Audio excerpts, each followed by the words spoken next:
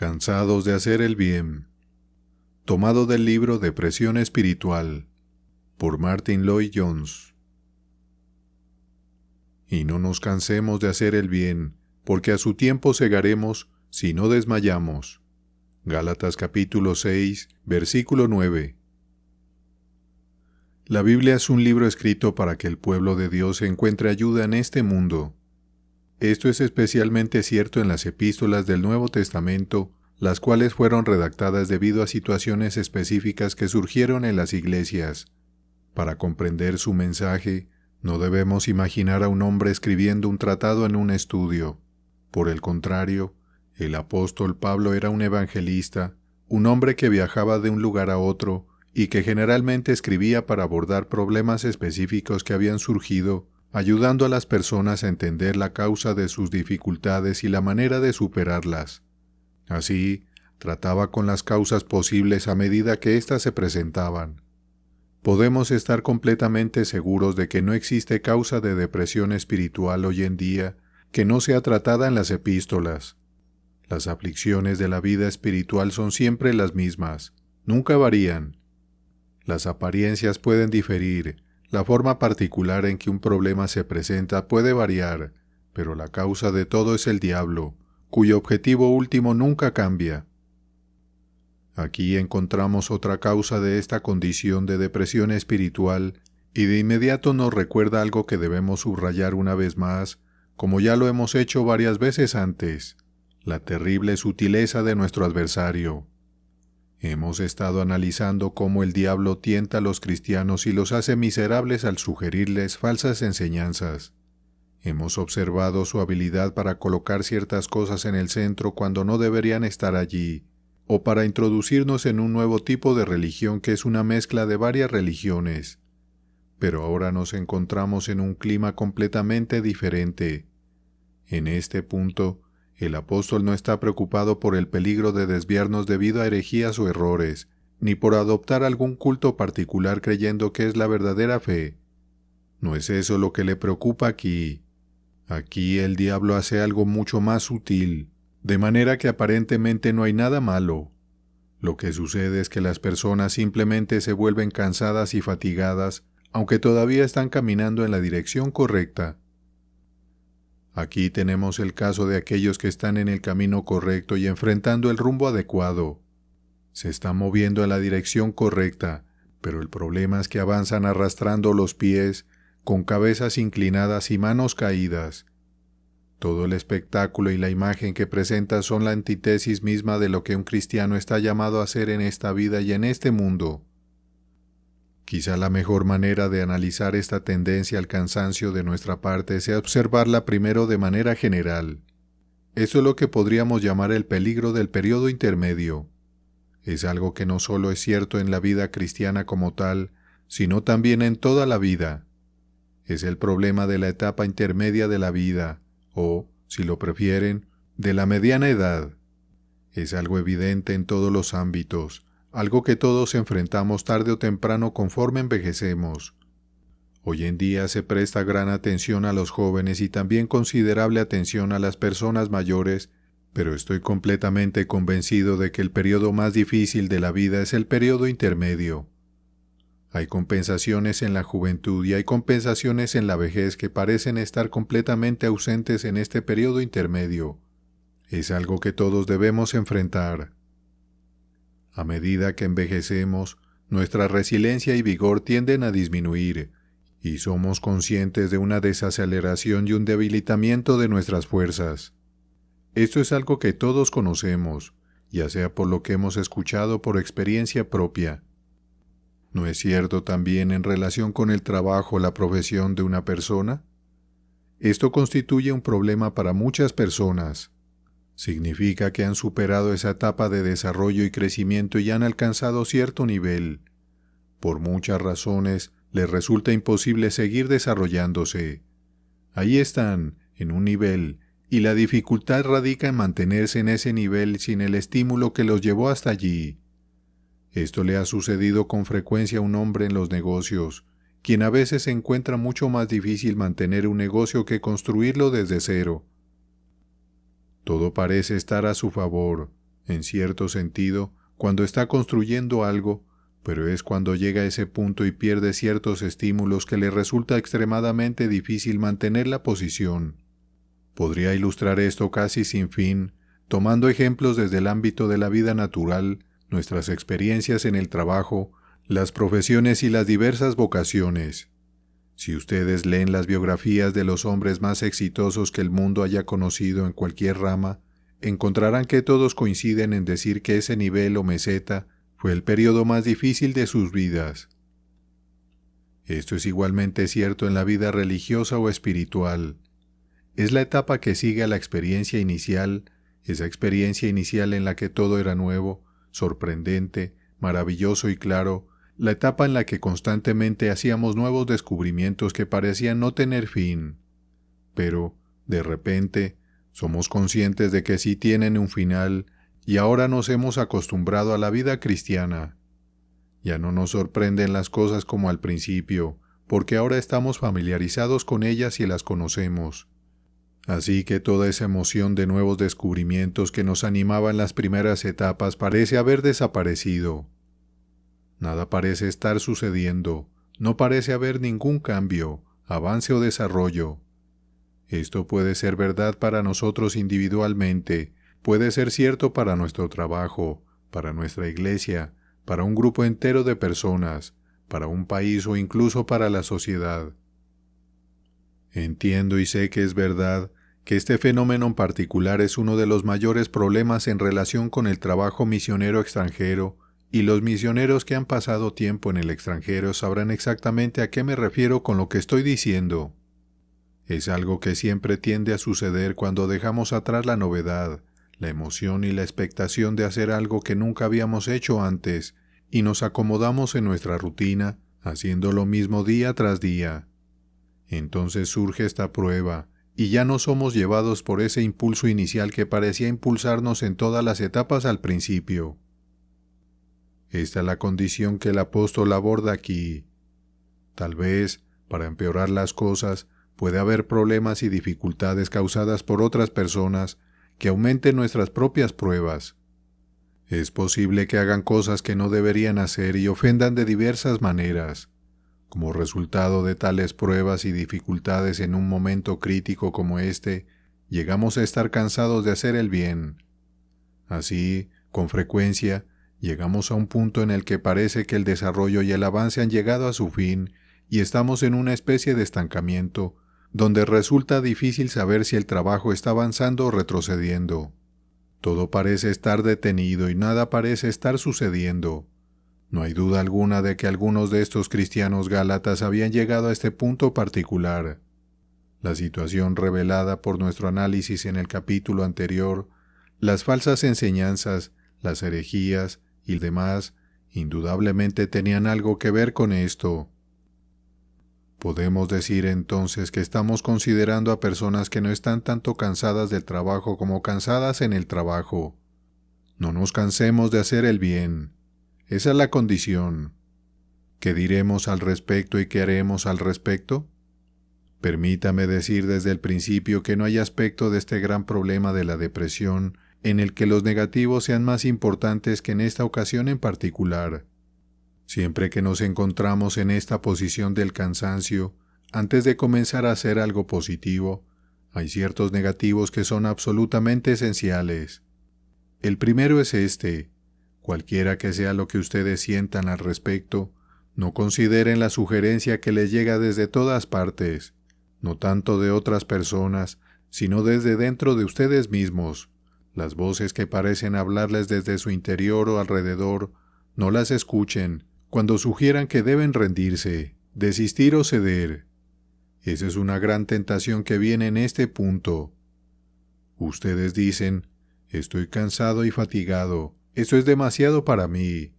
Y no hay nada más que decir en ese momento que este negativo: no escuchen. Siempre deben comenzar con estos no en el nivel más bajo, y ese es el nivel más bajo. Deben decirse a sí mismos: pase lo que pase, voy a seguir adelante. No se rindan ni cedan. Pero quizás no sea la mayor tentación. La más grande es la que voy a expresar en forma de mi segunda advertencia negativa. No se resignen. Hay quienes renuncian y dicen, me rindo. Ese no es el caso de la mayoría. El peligro de la mayoría en este punto es simplemente resignarse, perder el ánimo y la esperanza. Continuarán, pero lo harán en esta condición arrastrada y sin esperanza. Para explicarlo más concretamente, el peligro en este punto es decir algo como esto. Bueno, he perdido eso que tenía, y obviamente no lo recuperaré, pero seguiré adelante, por lealtad seguiré, como un mero deber. He perdido el gozo que una vez tuve, eso ya se fue y sin duda se fue para siempre. Simplemente tendré que soportarlo, me resignaré a mi destino, no seré alguien que abandone, no le daré la espalda, pero seguiré adelante, aunque lo haga sintiéndome más bien sin esperanza respecto a todo esto, simplemente arrastrándome por el camino, sin caminar con esperanza como antes lo hacía, pero avanzando lo mejor que pueda. Ese es el espíritu de resignación, estoicismo, si se quiere, simplemente soportarlo. Ahora bien, ese es el mayor peligro de todos, y nuevamente sugiero que es algo peligroso no solo en el nivel espiritual, que es el que más nos preocupa, sino también en todos los niveles de la vida. Podemos trabajar así en nuestra profesión, podemos vivir nuestras vidas de esa manera en cierto sentido.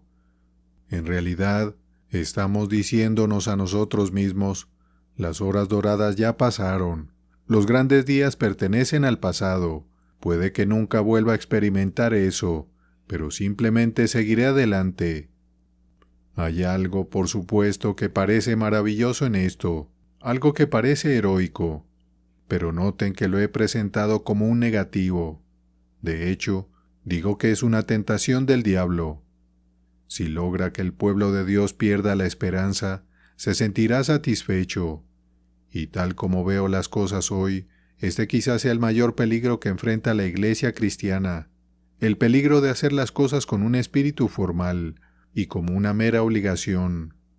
Continuar, sí, pero caminando con pesadez en lugar de andar como debemos hacerlo. Y eso me lleva a mi tercera y última advertencia negativa, y esta, nuevamente, reconocerán que es algo muy peligroso. Este tercer peligro es que, cuando estamos cansados y fatigados, recurramos a estimulantes artificiales. Ustedes conocen la tentación. Ha sido la ruina de muchos hombres que han levantado una profesión o un negocio y luego caen en un estado de agotamiento. Son conscientes de que ya no tienen el vigor ni el entusiasmo que una vez tuvieron y no sienten, como dice la frase, que están al control de su tarea. No saben qué hacer al respecto y entonces alguien les sugiere que lo que necesitan es algún tipo de tónico. Todo el peligro relacionado con el consumo del alcohol surge en este punto.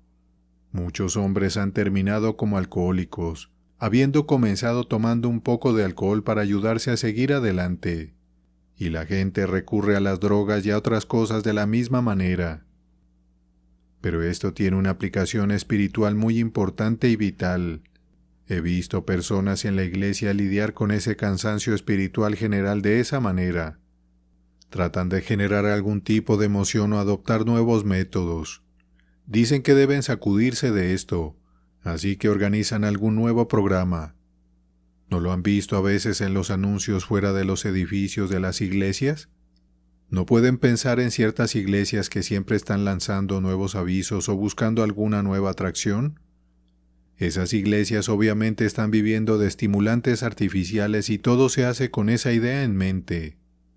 El pastor o alguna otra persona responsable ha dicho, estamos estancados, estamos muriendo un poco. ¿Qué podemos hacer al respecto? Bueno, hagamos esto o aquello. Proporcionará trabajo y actividad, será un nuevo interés. Ahora bien, ese tipo de pensamiento en la vida espiritual y en la vida de la iglesia es comparable a una sola cosa en el nivel natural, al hombre que recurre al alcohol o a las drogas para darse algo de emoción o para animarse. Obviamente, esta es una tentación extremadamente sutil y un peligro muy delicado. Parece tan plausible, Parece ser exactamente lo que necesitamos, y sin embargo, por supuesto, el terrible error detrás de todo esto es que, en un sentido científico, lo que realmente están haciendo es agotarse aún más. Mientras más depende una persona del alcohol o de las drogas, más agota su energía natural.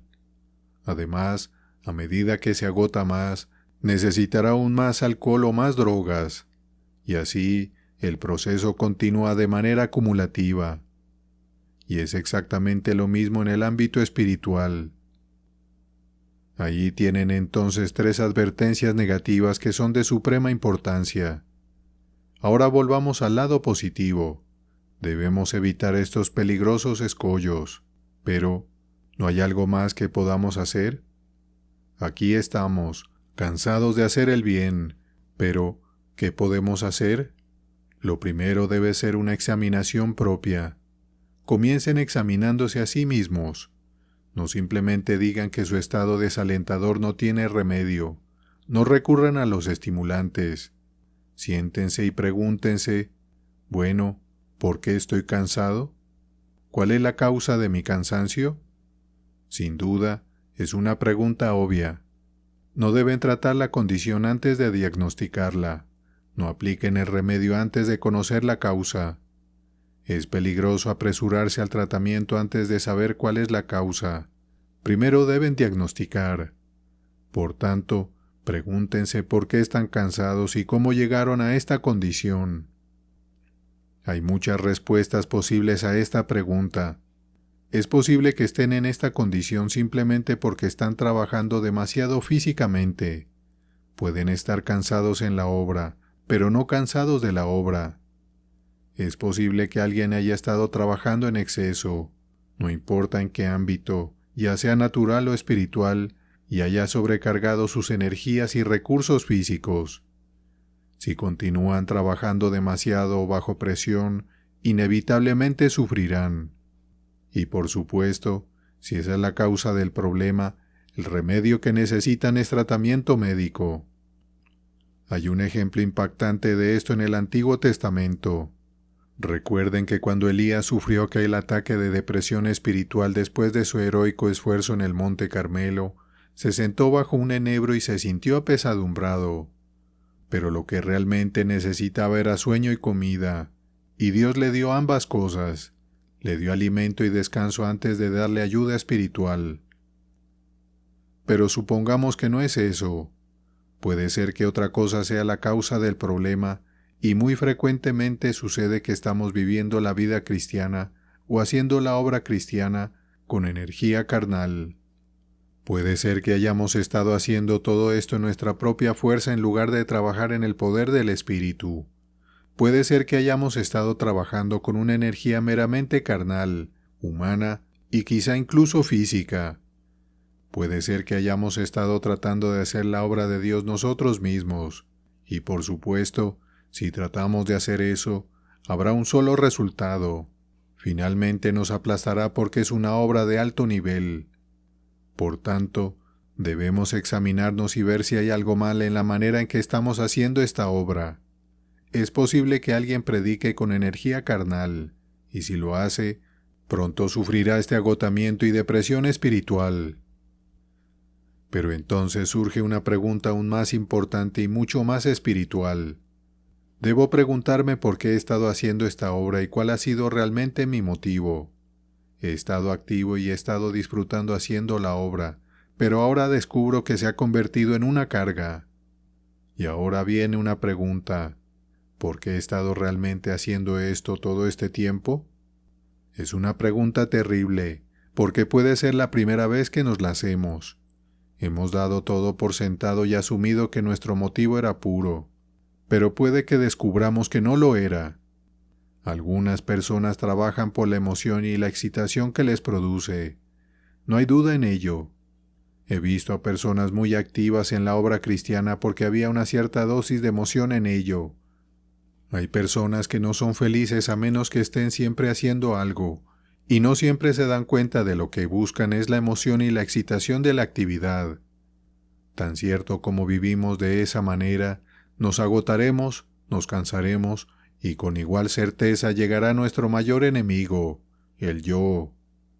En realidad hemos estado haciendo todo lo que hemos hecho para satisfacer al yo, para complacernos a nosotros mismos, para poder decirnos, qué maravilloso eres y cuánto haces. El yo nos dice que somos importantes. Tenemos que admitir que no todo ha sido para la gloria de Dios, sino para nuestra propia gloria.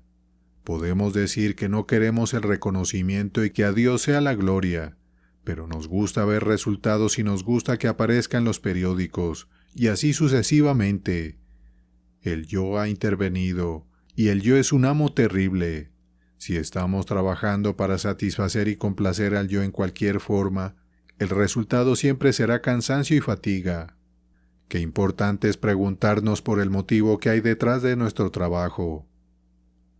Por último, y esta es una pregunta muy importante, ¿ha sido esta obra, me pregunto, lo que me ha sostenido? En lugar de ser la obra de Dios, ¿ha sido una especie de resorte principal en mi vida? Estoy seguro de que muchos de ustedes saben a qué me refiero. Uno de los mayores peligros en la vida espiritual es vivir de sus propias actividades. En otras palabras, la actividad no está en su lugar correcto como algo que hacen, sino que se ha convertido en algo que los mantiene avanzando. Algunas de las mayores tragedias que he visto han sido en hombres que no se dieron cuenta que habían estado viviendo durante años de la fuerza y el impulso de sus actividades. Estas los mantenían avanzando, y luego, cuando enfermaron o envejecieron, y ya no pudieron hacer lo que solían hacer, se deprimieron. No sabían qué hacer consigo mismos porque habían estado viviendo de sus propias actividades. Supongo que esta es una de las tendencias más obvias de nuestra civilización. Sin duda, es una de las mayores causas de neurosis en la actualidad. Desafortunadamente, el mundo se ha vuelto tan frenético que vivimos impulsados por este enorme ímpetu y ritmo de vida, y en lugar de que nosotros controlemos las cosas, ellas nos controlan a nosotros. Y, en última instancia, esto nos agota y nos deprime. Aquí tienen algunos de los elementos principales de este vital proceso de autoexaminación. Permítame enfatizar el principio. Si en algún aspecto de sus vidas en este momento están cansados, les ruego que se detengan y se pregunten, ¿por qué están cansados? ¿Cómo estoy siendo arrastrado? Examinen toda su actitud hacia sus vidas y hacia lo que están haciendo en particular, y descubran cómo se sienten respecto a la vida cristiana. ¿Por qué se adentraron en ella? ¿Qué significa para ustedes? Deténganse y háganse esas preguntas. Pero permítame abordar el asunto de manera positiva.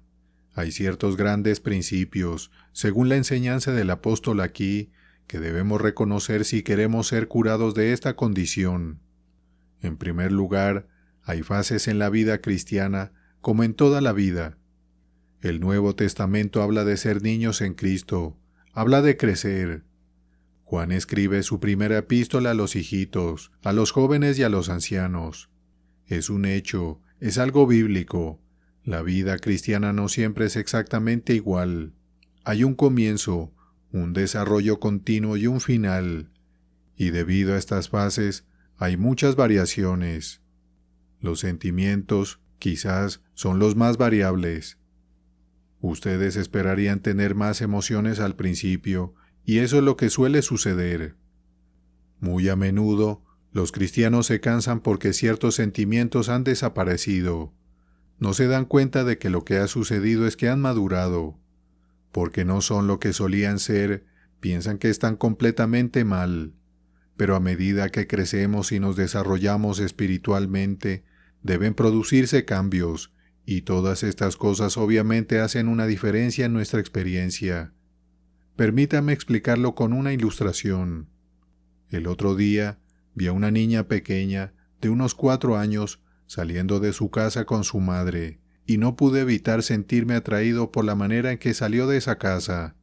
No caminó, saltó fuera, brincó, retozó como un cordero, pero noté que la madre salió caminando. Muy bien, asegúrense de no dejar de darse cuenta de que hay algo similar en la vida espiritual. La niña rebosa energía y aún no ha aprendido a controlarla.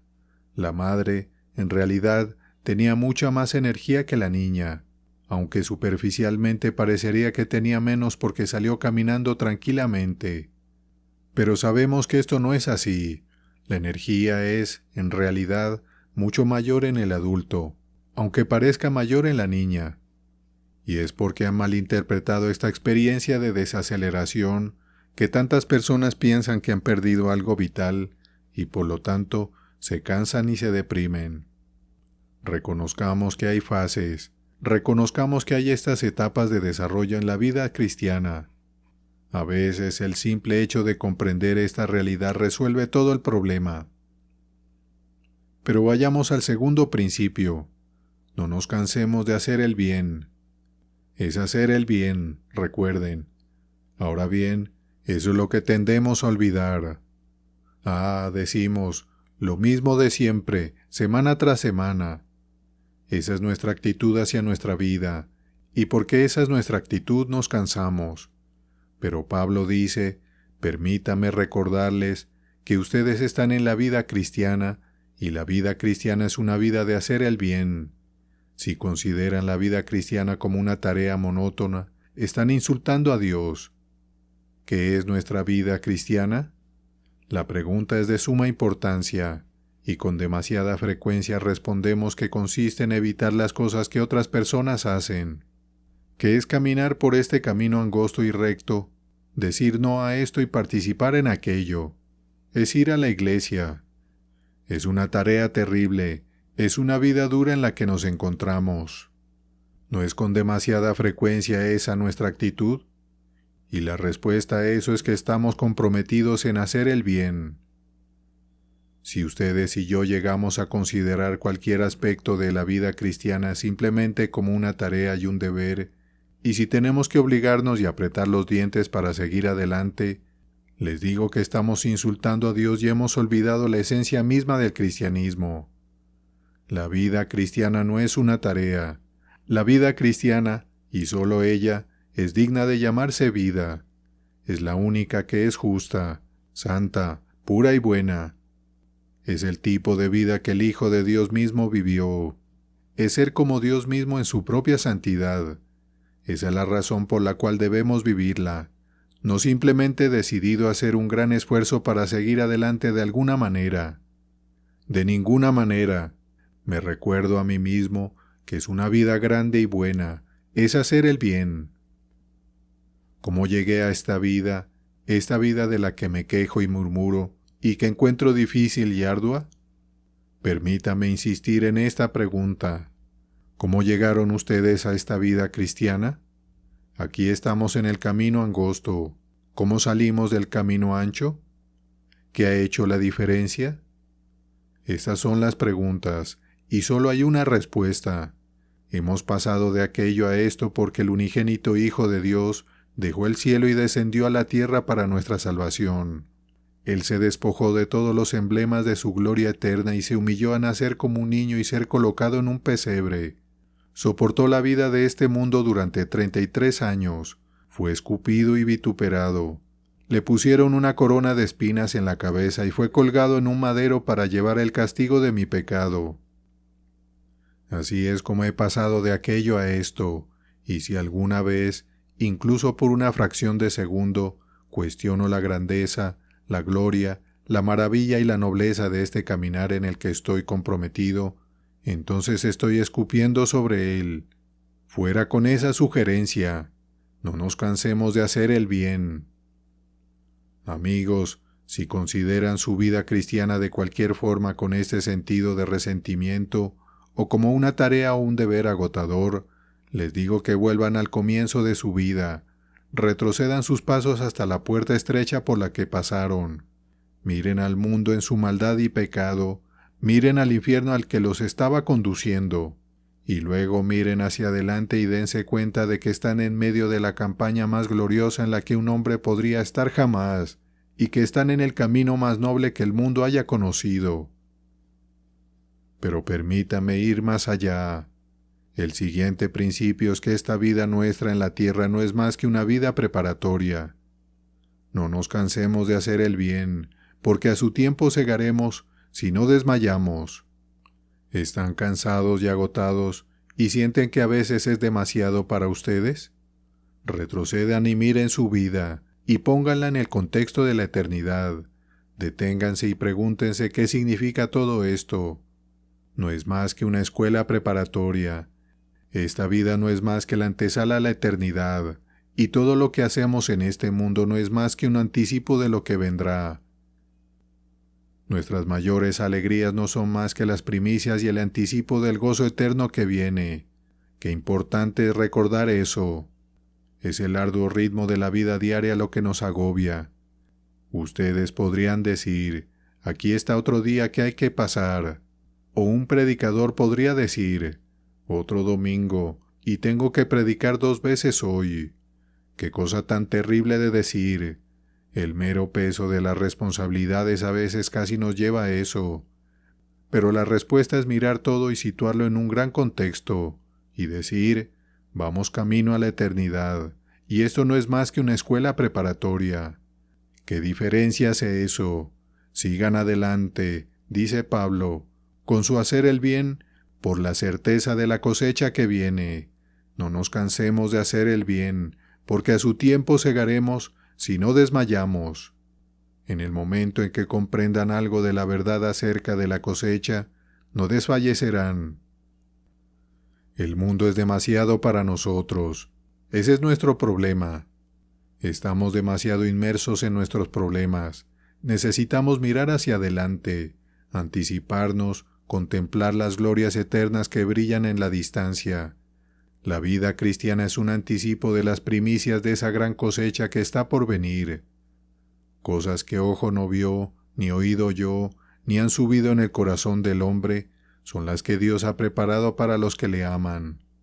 Poned la mira en las cosas de arriba, no en las de la tierra. Comprendan con su mente y corazón algo de la gloria del lugar al que están yendo. Ese es el gran antídoto, esa es la cura. La cosecha que segaremos es cierta, es segura. Así que, hermanos míos amados, dice Pablo a los Corintios, estad firmes y constantes, creciendo en la obra del Señor siempre, sabiendo que vuestro trabajo en el Señor no es en vano. Sigan su tarea, independientemente de sus sentimientos, continúen con su obra.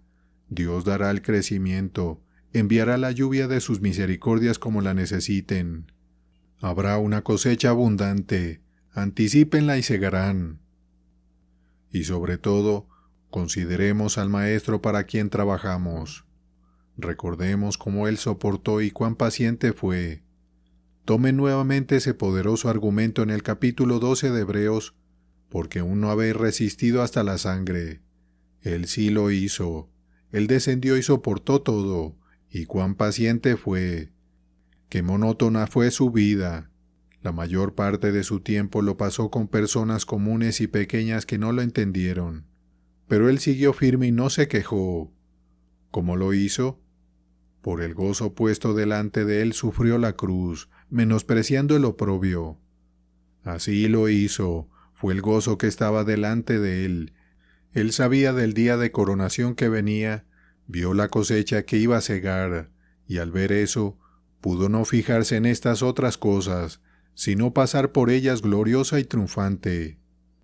Y ustedes y yo tenemos el privilegio de ser como Él. Si alguno quiere venir en pos de mí, niéguese a sí mismo, tome su cruz. Eso es, y sígame. Incluso podríamos tener el honor de sufrir por su nombre. Pablo dice algo realmente extraordinario al escribir a los colosenses. Dice que se siente privilegiado de completar en su propio cuerpo lo que falta de las aflicciones de Cristo. Colosenses 1, versículo 24. Y ustedes y yo como cristianos podríamos estar teniendo ese mismo privilegio sin saberlo. Pues bien, recuerden de su bendito Maestro y miren hacia Él, y pídanle que les perdone por haberse permitido alguna vez estar cansados. Miren su vida nuevamente de esta manera, y tan ciertamente como lo hagan, encontrarán que están llenos de una nueva esperanza, una nueva fuerza, un nuevo poder. No necesitarán estímulos artificiales ni nada más, porque descubrirán que nuevamente están emocionados por el privilegio y el gozo de todo esto, y se odiarán a sí mismos por haber murmurado y quejado, y avanzarán aún más gloriosamente hasta que finalmente lo escucharán decir: «Bien, buen siervo y fiel, entra en el gozo de tu Señor. Venid, benditos de mi Padre, heredad del reino preparado para vosotros desde la fundación del mundo». Cansados de hacer el bien. Tomado del libro Depresión Espiritual, por Martin Lloyd-Jones.